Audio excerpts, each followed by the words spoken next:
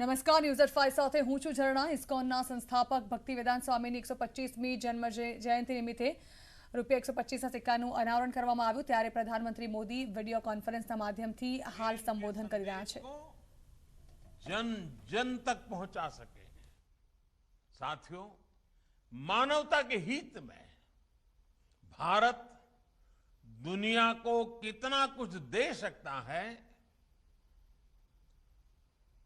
आज इसका एक बहुत बड़ा उदाहरण है विश्व भर में फैला हुआ हमारा योग का ज्ञान, हमारी योग की परंपरा, भारत की जो सस्टेनेबल लाइफस्टाइल है, आयुर्वेद जैसे जो विज्ञान है।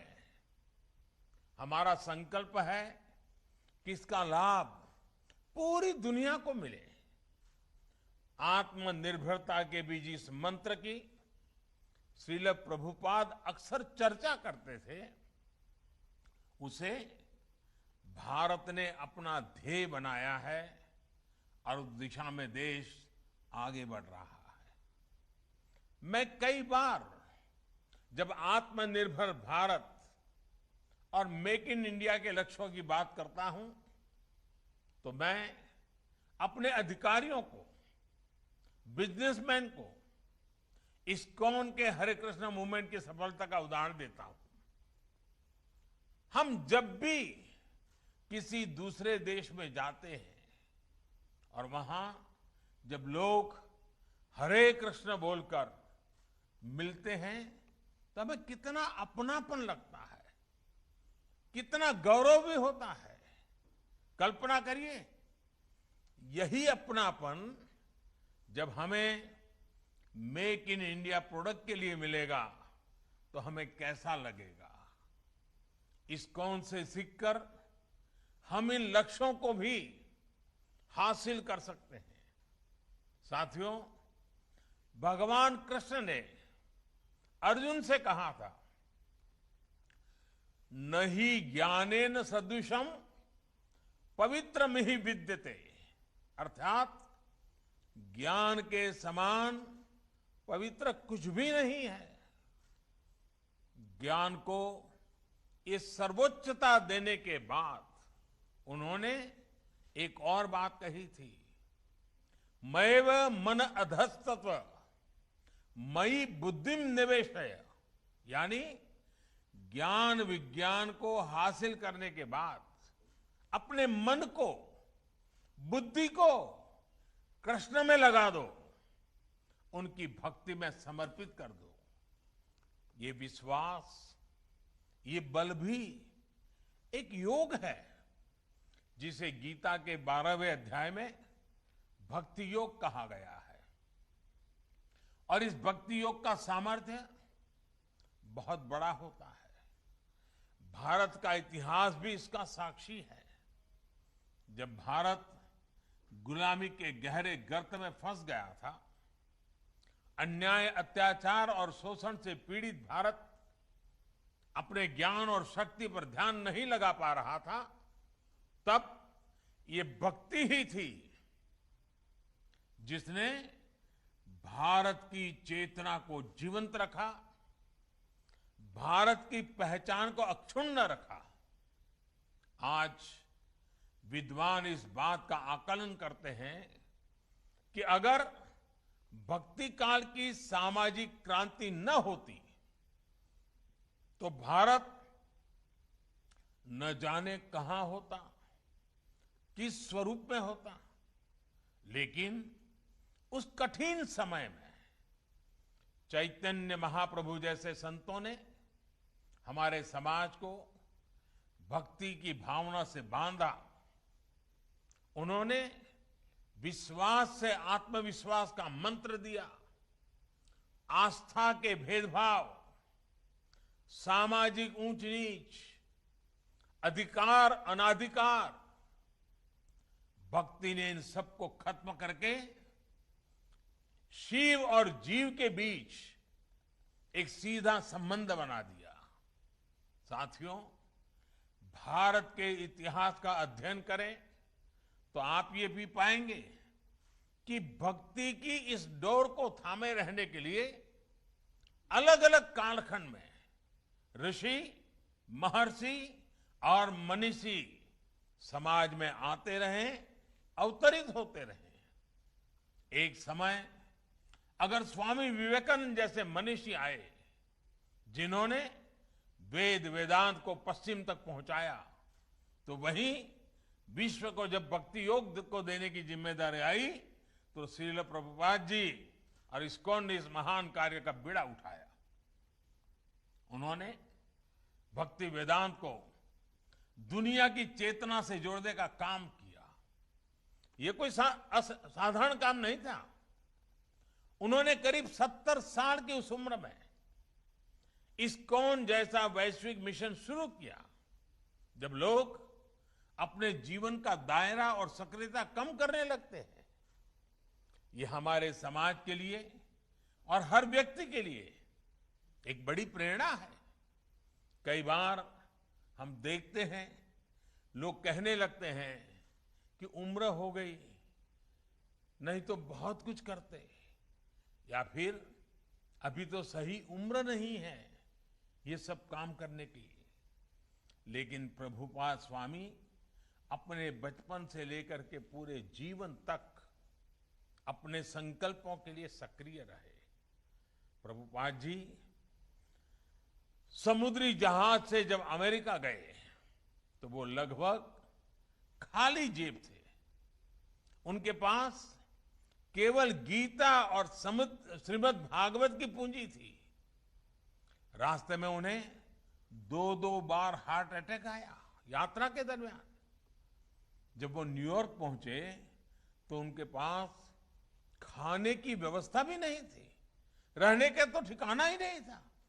लेकिन उसके अगले 11 सालों में दुनिया ने जो कुछ देखा, श्रद्धेय अटल जी के शब्दों में कहें तो अटल जी ने इनके विषय में कहा था, वो किसी चमत्कार से कम नहीं था। आज दुनिया के अलग अलग देशों में सैकड़ों इस्कॉन मंदिर है। कितने ही गुरुकुल भारतीय संस्कृति को जीवंत बनाए हुए हैं। इस्कॉन ने दुनिया को बताया है कि भारत के लिए आस्था का मतलब है उमंग, उत्साह और उल्लास और मानवता पर विश्वास। आज अक्सर दुनिया के अलग अलग देशों में लोग भारतीय वेशभूषा में कीर्तन करते दिख जाते हैं। कपड़े सादे होते हैं, हाथ में ढोलक, मंजीरा जैसे वाद्य यंत्र होते हैं, हरे कृष्ण का संगीतमय कीर्तन होता है और सब एक आत्मिक शांति में झूम रहे होते हैं। लोग देखते हैं तो उन्हें यही लगता है कि शायद कोई उत्सव या आयोजन है। लेकिन हमारे यहां तो ये कीर्तन, ये आयोजन जीवन का सहज हिस्सा है। आस्था का ये उल्लासमय स्वरूप निरंतर पूरी दुनिया में लोगों को आकर्षित करता रहा है। ये आनंद आज स्ट्रेस से दबे विश्व को नई आशा दे रहा है। साथियों, गीता में भगवान कृष्ण का कथन है, अद्वेष्टा सर्वभूतानां मैत्रः करुण एवच निर्ममो निरहंकारः सम दुख सुख शमी। अर्थात जो जीव मात्र से प्रेम करता है, उनके लिए करुणा और प्रेम रखता है, किसी से द्वेष नहीं करता, वही भगवान को प्रिय है। यही मंत्र हजारों सालों से भारत के चिंतन का आधार रहा है और इस चिंतन को सामाजिक आधार देने का काम हमारे मंदिरों ने किया है। इस्कॉन मंदिर आज इसी सेवा परंपरा के आधुनिक केंद्र बनकर उभरे हैं। मुझे याद है जब कच्छ में भूकंप आया था तो किस तरह इस्कॉन ने लोगों की सेवा के लिए आगे बढ़कर काम किया था। जब भी देश में कोई आपदा आई है, चाहे वो उत्तराखंड की त्रासदी हो या उड़ीसा और बंगाल में साइक्लोन की तबाही, इस्कॉन ने समाज का संबल बनने का काम किया है। कोरोना महामारी में भी आप करोड़ों मरीजों, उनके परिजनों और प्रवासियों के लिए लगातार भोजन और दूसरी जरूरतों की व्यवस्था करते आ रहे हैं। महामारी के अलावा भी लाखों गरीबों के भोजन और सेवा का अनवरत अभियान आपके माध्यम से चलता रहा है। जिस तरह से इस्कॉन ने कोविड मरीजों के लिए अस्पताल बनाए और अब वैक्सीन अभियान में भी सहभागिता निभा रहे हैं, उसकी भी जानकारी मुझे लगातार मिलती रहती है। मैं इस्कॉन को, इससे जुड़े सभी भक्तों को आपके इस सेवा यज्ञ के लिए बहुत बहुत शुभकामनाएं देता हूं। साथियों, आज आप सत्य, सेवा और साधना के मंत्र के साथ न केवल कृष्ण सेवा कर रहे हैं, बल्कि पूरी दुनिया में भारतीय आदर्शों और संस्कारों के ब्रांड एम्बेसडर की भी भूमिका निभा रहे हैं। भारत का शाश्वत संस्कार है सर्वे भवन्तु सुखिनः, सर्वे सन्तु निरामया। यही विचार इस्कॉन के जरिए आज आप सभी का, लाखों करोड़ों लोगों का संकल्प बन चुका है। ईश्वर के प्रति प्रेम और जीव मात्र में ईश्वर के दर्शन, यही इस संकल्प की सिद्धि का मार्ग है। यही मार्ग हमें विभूति योग अध्याय में भगवान ने बताया है। हमें विश्वास है कि वासुदेवः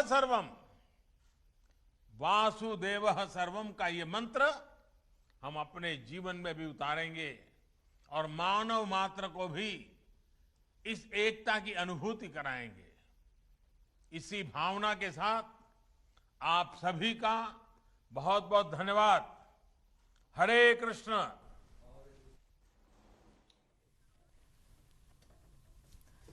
तो प्रधानमंत्री मोदी द्वारा हाल एक वीडियो कॉन्फरन्सिंग द्वारा इस्कॉन मंदिर लઈને संबोधन કરવામાં આવ્યું। તેઓએ ઇસ્કોન મંદિર દ્વારા કોવિડ વખતે જે રીતે બેડ શરૂ કરવામાં આવ્યા હતા અને લોકોની સેવા કરવામાં આવી, સાથે જ ઇસ્કોન સંપ્રદાય દ્વારા ધર્મનો વ્યાપ વધારવાની જે હંમેશા કોશિશ કરવામાં આવે છે તેને લઈને પણ તેઓએ વખાણ કર્યા। તો આગળ કરીશું અને સમાચારો પર નજર, તે પહેલા હાલ એક બ્રેક।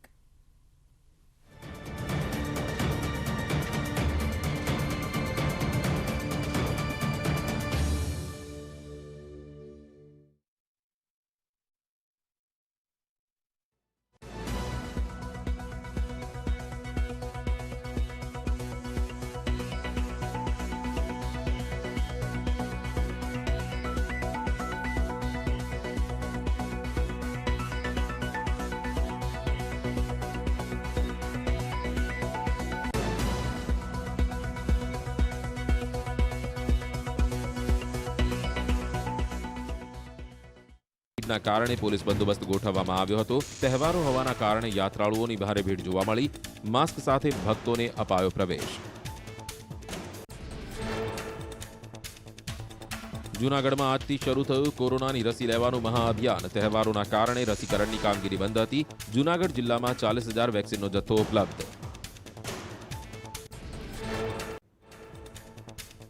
અંબાજીમાં સતત બીજા દિવસે વરસાદના કારણે બજારો નદીમાં ફેરવાઈ। વરસાદના આગમનથી ધરતીપુત્રોના પાકને મળ્યું નવજીવન।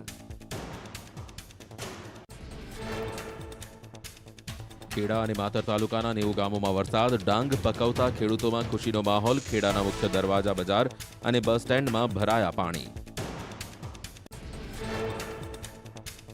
વલસાડના ઉમરગામમાં આભ ફાટ્યું। વરસાદને કારણે મધુબન ડેમમાં 46,000 ક્યુસેક પાણીની આવક। જિલ્લાના તમામ નદી નાળાઓ બે કાંઠે। સાબરકાંઠાના ઈડર, હિંમતનગર, વડાલીમાં વરસાદ, વિજયનગરમાં વરસાદને કારણે રસ્તા પર ભરાયા પાણી. ખેડબ્રહ્મા, વડાલી, ગુંદેલ, પારડી, હાજરવા પાણી.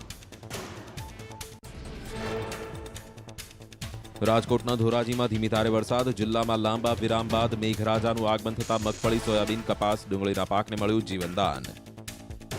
કેપેચિનો, ફક્ત ગરમ પાણી ઉમેરો અને તૈયાર છે કેફે જેવી કેપેચિનો.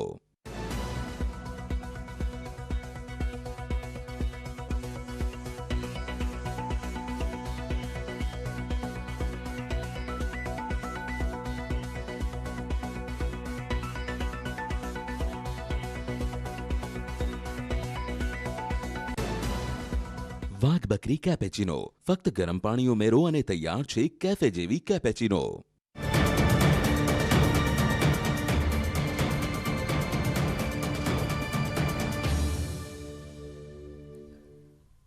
Welcome back. પાણીપુરીના શોખીનો થઈ જજો સાવધાન. પાણીપુરીના 3 સેમ્પલ આરોગ્ય વિભાગની તપાસમાં ફેલ થયા છે. સુએજ અને ગટરનું ગંદુ પાણી પાણીપુરીમાં વપરાતું હોવાનો ખુલાસો થયો છે. પાણીપુરીની ચટણીમાં કૃત્રિમ કલરનો ઉપયોગ થયો છે. પાણીપુરીમાં દૂષિત પાણીનો ઉપયોગ થતો હોવાનો ખુલાસો થયો છે. ઓગસ્ટ 2021માં કોર્પોરેશનના ફૂડ ડિપાર્ટમેન્ટ દ્વારા કુલ 392 સેમ્પલ લેવામાં આવ્યા, જેમાં 9 મિસબ્રાન્ડેડ, 3 સબસ્ટાન્ડર્ડ અને 5 અનસેફ નમૂનાઓ માલુમ પડ્યા છે. આ 5 અનસેફ નમૂનાઓ પૈકી 2 પાણીપુરીના પાણી હતા, 1 ચટણી હતી અને 2 પેકેજ ડ્રિંકિંગ વોટર હતા. પાણીપુરીના પાણીના 2 સેમ્પલ અનસેફ આવ્યા, તેમાં એરોબિક બેક્ટેરિયલ કાઉન્ટ જોવા મળ્યો હતો, એટલે કે સુએજ વોટર કે ગંદુ પાણી આ પાણીમાં મિશ્રિત થયું હોવાનું માલુમ પડેલું. તો એક તરફ જ્યાં સ્વાદના શોખીનો પાણીપુરીના ઠેલા પર મોટી સંખ્યામાં જોવા મળે છે, ભીડ જમાવે છે, ત્યાં બીજી તરફ આ જ પાણીપુરી જે ચટાકેદાર હોવા છતાં તેમના સ્વાસ્થ્ય સાથે ચેડા કરી રહી છે. જે નમૂના લેવામાં આવ્યા હતા તે નમૂના ફેલ થયા હોવાનું સામે આવી રહ્યું છે. વધુ માહિતી સંવાદદાતા પ્રણવ પટેલ આપી રહ્યા છે. પ્રણવ, કેટલાક નમૂના ફેલ થયા છે પાણીપુરીના જે આરોગ્ય વિભાગ દ્વારા લેવામાં આવ્યા હતા. જાણવા માંગીશું કે કયા કયા વિસ્તારમાં નમૂના ફેલ થયા? અમદાવાદ મહાનગરપાલિકાનો જે આરોગ્ય વિભાગ છે તે સમયાંતરે અલગ અલગ શહેરના જે ખાદ્ય વેચાણ કરતા વિક્રેતાઓ છે તેની ખાદ્ય સામગ્રીના સેમ્પલ લેતું હોય છે. તેમાં 2021ની અંદર 7મા મહિનાની અંદર અલગ અલગ વિસ્તારમાં જે પાણીપુરી બનાવતા એકમો છે, જે પાણીપુરી વેચાણ કરતા વિક્રેતાઓ છે, તેઓના સેમ્પલ લેવા. તેમાં મહદઅંશે જે રીતે વાત કરીએ, સેટેલાઇટ વિસ્તારની અંદર ભાવના પાણીપુરી, જે અમદાવાદ શહેરની ફેમસ પાણીપુરી છે, તેની જે મીઠી ચટણી છે તે અહીં ફેલ સાબિત થયે છે. એ જ રીતે સેટેલાઇટ અને નવરંગપુરા વિસ્તારની અંદર જે પાણીપુરીના જે વિક્રેતાઓ છે, જે પાણીપુરીનું વેચાણ કરતા હોય, તેનું પાણી ફેલાવ્યું છે. એટલે આ સૌથી ચોંકાવનારા સમાચાર છે કે અમદાવાદ શહેરમાં જે પાણીપુરીઓ મળી રહી છે અને જે લારી ઉપર લાંબી લાઈનો લાગતી હોય છે, તે એક આ આરોગ્ય સાથે ગંભીર ચેડા કરતી આ બધી રેકડીઓ છે. અને તેની અંદર આ સવાલ ઉભો થઈ રહ્યો છે કે તેના સેમ્પલ જે ફેલ થયા છે, સાથે જે પાણીના પણ સેમ્પલ અહીં ફેલ થયા છે. અમદાવાદ શહેરની 2 મુખ્ય જે બ્રાન્ડો છે, સાયોના અને રેનબો નામની જે પાણીની બ્રાન્ડિંગ છે, જે પાણી વિતરણ કરે છે, પાણી વેચે છે 10 લીટર, અને તે પણ અનફિટ સાબિત થયા છે. તેથી ચોંકાવનારા આ જે તારણો છે તે બહાર આવે છે. તેમાં સૌથી મોટી વાત એ છે કે પાણીપુરીના સેમ્પલ પણ છે. અમદાવાદ શહેરના જાણીતા જે પાણીપુરીના વેચાણ કરતા દુકાનદારો છે, તેમાં ભાવના જે પાણીપુરી છે તે, અને પછી જે કરીને છે, અને જગદીશ શાહ પાણી પકોડી સેન્ટર છે, આ 3 મુખ્ય સેન્ટરો ઉપર હાલ કોર્પોરેશન કાર્યવાહી પણ કરશે અને દંડાત્મક પણ વિધિ તેની સામે કોર્પોરેશન કરવા જઈ રહી છે. જી, આભાર પ્રણવ.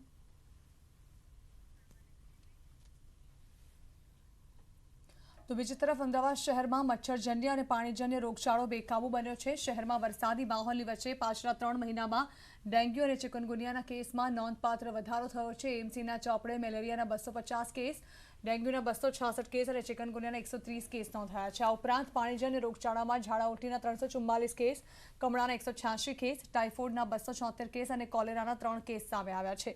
હાલ એએમસી દ્વારા રોગચાળાને રોકવા પ્રયત્ન શરૂ કરાયા છે. ઉપરાંત શહેરીજનોને તકેદારી રાખવા ચેતવણી પણ આપવામાં આવી રહી છે.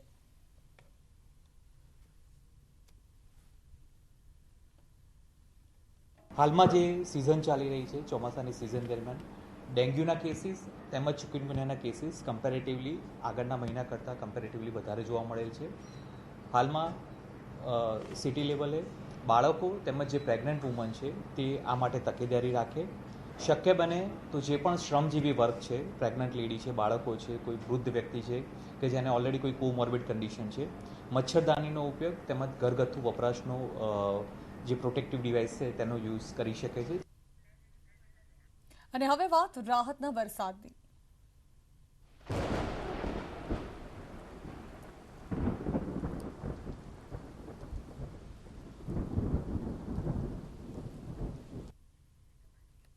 જૂનાગઢના માળિયાનું આછિદ્રા ગામ બેટમાં ફેરવાયું છે. ગીર વિસ્તારમાં આવેલું છે આછિદ્રા ગામ. અહીં ભારે વરસાદના કારણે ગામ બેટમાં ફેરવાયું. સતત વરસાદના કારણે ગામમાં નદી જેવો માહોલ જોવા મળ્યો છે. અવરજવર માટે અહીં લોકો વાહનનો ઉપયોગ કરી રહ્યા છે. ગામમાં ચોતરફ પાણી જ પાણી છે. જનજીવન અહીંથી પ્રભાવિત થયું છે. માળિયા હાટીના તાલુકામાં 6 ઇંચ જેટલો વરસાદ ખાબકી ચૂક્યો છે. આ અંગે વધુ માહિતી સંવાદદાતા અતુલ આપી રહ્યા છે. અતુલ, જાણવા માંગીશું ભારે વરસાદને કારણે શું પરિસ્થિતિ છે ત્યાં? જી જાણે આપણે ચોક્કસ જાણી દઉં કે જે રીતે જુનાગઢ જિલ્લામાં સાર્વત્રિક વરસાદ થઈ રહ્યો છે, હાલ વરસાદની વિરામ લીધો છે, પણ છેલ્લા 24 કલાકની અંદર ખૂબ ભારે વરસાદ થવાથી માળિયા હાટીના અને માંગરોળ તાલુકામાં 7 થી 8 ઇંચ સુધીનો વરસાદ ખાબક્યો છે. ત્યારે જે આ માળિયા હાટીના તાલુકાનું જે આછિદ્રા ગામ છે તે આછિદ્રા ગામમાં પણ મુશળધાર વરસાદ થતા જે ગામ છે તે બેટમાં ફેરવાયું છે. આ જે રીતે દ્રશ્યોમાં જોઈ શકાય છે તેમ એક ધારો વરસાદ થતા ગામની જે હાલત જોવા મળી રહી છે, લોકો છે તે અવર જવર કરવા માટે ટ્રેક્ટર અને બીજા વાહનોનો ઉપયોગ કરી રહ્યા છે. ત્યાં ખૂબ વરસાદ થતા આછિદ્રા ગામની અંદર જનજીવન પ્રભાવિત થયું છે. બીજી તરફ જોવા જાય તો માળિયા હાટીના તાલુકામાં ખૂબ સારો વરસાદ થતા અનેક જે નાના ગામોમાં છે તેમાં પાણી ભરાવાના પણ દ્રશ્યો સામે આવ્યા છે. ત્યારે આછિદ્રા ગામ છે માળિયા હાટીનાનું તે સંપૂર્ણપણે છે તે હાલ બેટમાં ફેરવાયું છે અને ચારે તરફ પાણીના દ્રશ્યો અને નદી જેવા દ્રશ્યો છે તે સામે આવ્યા છે. જી ઝરણા. જી બિલકુલ, આભાર અતુલ.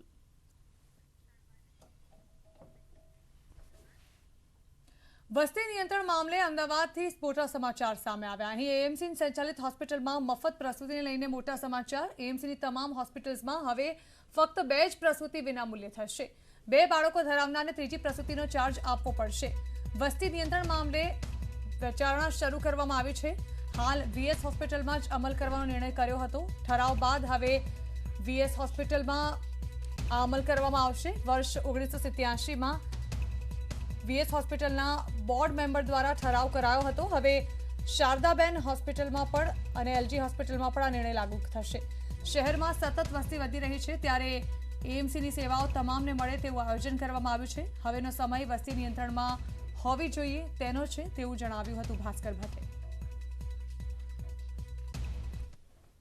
કોર્પોરેશનની તમામ હોસ્પિટલોમાં 2 બાળકના જન્મ થયા પછી કોર્પોરેશનની ગાઈડલાઈન પ્રમાણે જે બાળક જન્મ થશે, ત્રીજા બાળક ઉપર એનો નોમિનલ ચાર્જ લઈને અમે કોર્પોરેશનની હોસ્પિટલમાં ડિલિવરી કરીશું. તો હવે 2 બાળકોથી વધુ બાળકો હશે તો તેની પ્રસૂતિને લઈને એએમસી દ્વારા ચાર્જ વસૂલવામાં આવશે. જો કે આ ચાર્જ નજીવો હશે, પરંતુ હવે વસ્તી નિયંત્રણને લઈને આ એક મહત્વપૂર્ણ પગલું એએમસી દ્વારા ભરવામાં આવી રહ્યું છે. જ્યાં વીએસ હોસ્પિટલ, અમદાવાદની શારદાબેન હોસ્પિટલ, એલજી હોસ્પિટલ તમામમાં આ નિયમ લાગુ થશે. 2 બાળકો ધરાવનારને ત્રીજી પ્રસૂતિનો ચાર્જ આપવો પડશે. વસ્તી નિયંત્રણને લઈને કરવામાં આવેલો આ નિર્ણય આવકારદાયક ગણવામાં આવી રહ્યો છે. ત્યારે હવે આ નિર્ણયને પગલે ત્રીજું બાળક ધરાવતા મા બાપને તેનો ચાર્જ વસૂલવામાં આવશે. આ અંગે વધુ માહિતી સંવાદદાતા પ્રણવ પટેલ આપી રહ્યા છે. પ્રણવ, ખૂબ જ મહત્વપૂર્ણ નિર્ણય લેવામાં આવ્યો છે, જ્યાં હવે જો ત્રીજી પ્રસૂતિ કરાવવામાં આવશે સરકારી હોસ્પિટલમાં તો એએમસી દ્વારા તેનો નજીવો ચાર્જ વસૂલવામાં આવશે. જણાવવા માંગીશું શું નક્કી કરવામાં આવ્યું છે?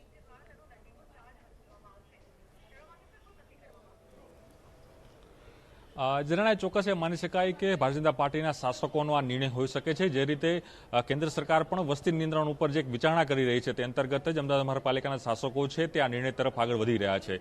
અમદાવાદ સંચાલિત એલજી હોસ્પિટલ હોય, વીએસ હોસ્પિટલ છે કે સાદા હોસ્પિટલ હોય, અન્ય જે અર્બન સેન્ટરો છે તમામમાં ક્યાંક ને ક્યાંક પ્રસ્તુતિના જે છે પ્રોસેસ છે તે થતી હોય છે. તેને લઈને હવે અમદાવાદ મહાનગરપાલિકા એક નિર્ણય લેવા જઈ રહી છે. તેની અંદર જે પણ વ્યક્તિ કોર્પોરેશન સંચાલિત હોસ્પિટલમાં પ્રસ્તુતિ કરવા આવશે તેઓને પહેલા 2 બાળકો ફ્રી જો ચાર્જ હતો, પરંતુ હવે જે ત્રીજા બાળકનો પણ ત્યાં તે ડિલિવરી કરવા માટે પ્રસ્તુતિ કરવા માટે આવશે તો તેનો અલગથી ચાર્જ છે તે વહીવટી જે વિભાગ તરફથી લેવામાં આવશે. આ મહત્વપૂર્ણ નિર્ણય કહી શકાય, કારણ કે વસ્તી નિયંત્રણનો જે કાયદો છે લાગવાની અસર થઈ રહી છે તેની ઉપર જ અમદાવાદ મહાનગરપાલિકા છે તે આ નિર્ણય લાગુ કરવા જઈ રહી છે. તે અંતર્ગત જ આ નિર્ણય માનવામાં આવી રહ્યો છે. હાલ સત્તાવાર રીતે તેની જાહેરાત જે નિર્ણય છે નથી કરાયો, પરંતુ હાલ વિચારણા ચાલી રહી છે અને વિચારણા અંતર્ગત જ તમામ જે પ્રક્રિયાઓ જે છે અમદાવાદ મહાનગરપાલિકા છે તે કરી રહી છે અને આવનારા સમયમાં અમદાવાદ શહેરની તમામ જે હોસ્પિટલો જે કોર્પોરેશન સંચાલિત હોસ્પિટલો છે તેમાં આ નિયમ લાગુ પડશે અને તેની અંદર ત્રીજી પ્રસ્તુતિ કરનાર જે આવશે તો તેની પર વહીવટી જે ખર્ચ છે તે જ જે વ્યક્તિને ભોગવવાનો રહેશે. પરંતુ એની પહેલા એવું હતું કે આ તમામ જે ખર્ચ છે અમદાવાદ મહાનગરપાલિકા ઉપાડતું હતું, પરંતુ હવે આ ખર્ચ છે જે તે વ્યક્તિઓ અહીં ઉપાડવો પડશે. જી બિલકુલ પ્રણવ, આભાર. તો હવે ત્રીજી પ્રસ્તુતિ કરવાની આવશે ત્યારે તેનો ચાર્જ એએમસી દ્વારા વસૂલવામાં આવશે. વસ્તી નિયંત્રણને લઈને આ મહત્વપૂર્ણ પગલું એએમસી દ્વારા ઉઠાવવામાં આવ્યું છે. લાંબા સમય બાદ મેઘરાજા થયા છે મહેરબાન. સમગ્ર જૂનાગઢ જિલ્લામાં 1 થી લઈને 8 ઇંચ સુધી વરસાદ પડ્યો છે. લાંબા વિરામ બાદ વરસાદ પડતા ખેડૂતો ખુશખુશાલ જોવા મળી રહ્યા છે. વરસાદને કારણે પાકને નવજીવન મળ્યું છે, તો મગફળી, સોયાબીન અને કપાસના પાકની આવનારા દિવસોમાં સારી ઉપજ થશે.